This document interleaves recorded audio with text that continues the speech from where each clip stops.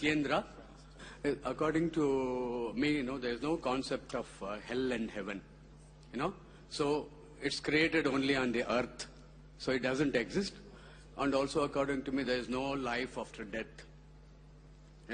So I just die, like I guess I go to sleep, and I think it's as true as a scientist.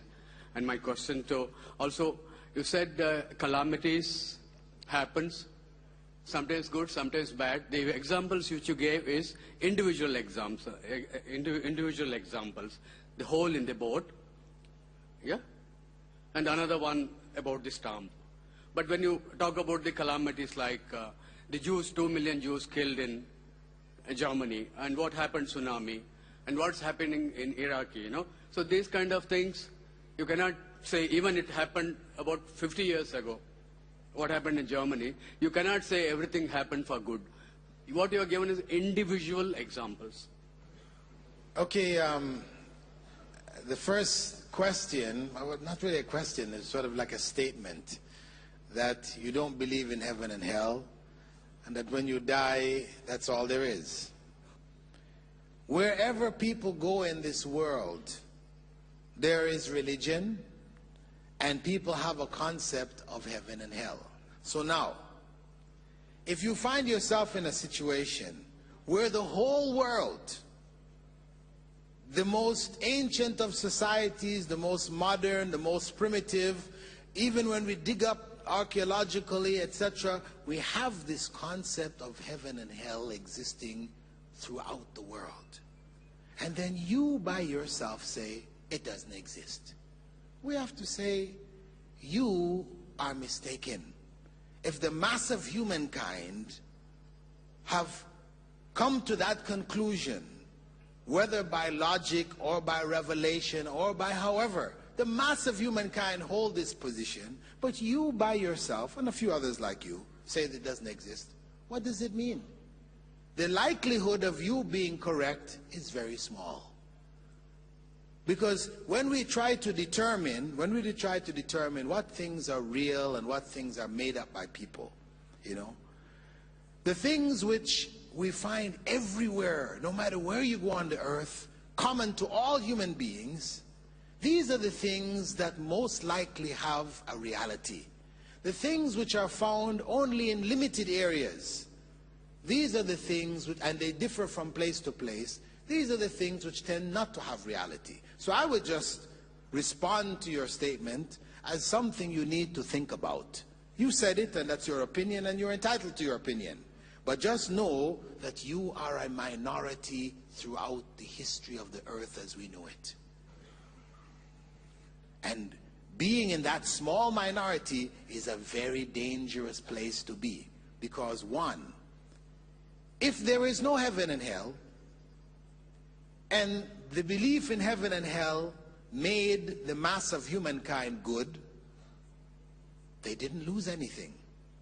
But if there is a heaven and hell, then you are the loser. You and those who hold your belief are the losers. Okay?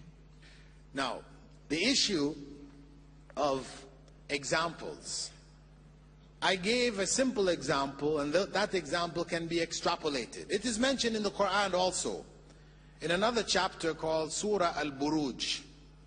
In Surah Al-Buruj, it describes the story of people who believed in God and were burnt alive for their belief. Right? This is what is described in this chapter of the Quran called Al-Buruj. It is a story about a young boy, the Prophet explained, who was trained by a king to be a magician working for him. He came across a priest, taught him the religion, he followed the religion, and God worked wonders at his hands. Eventually, he died for the sake of his religion, and the mass of the people in that particular town, ruled by the king, followed his belief. And this happened in the south of Yemen. Now, after they believed, the king dug trenches because he didn't want them to believe in that belief. And he had them burnt alive. The mass of these people were burnt alive. And that story, this surah, Al-Ukhdud, right? The people are described as this happening to them in this chapter of the Quran. Now, this was a large number of people who lost their lives. What is the good which would come out of that?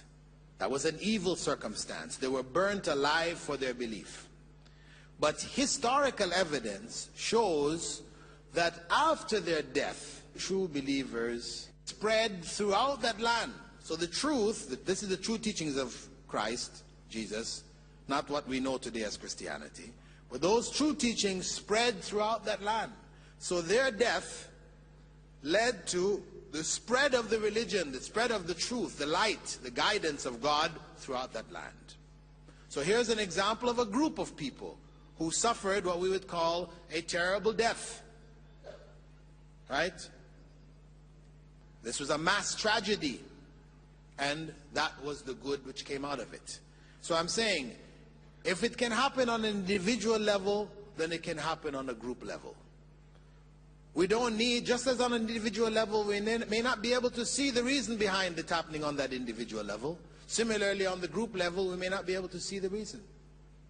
That's the basic principle that we were addressing.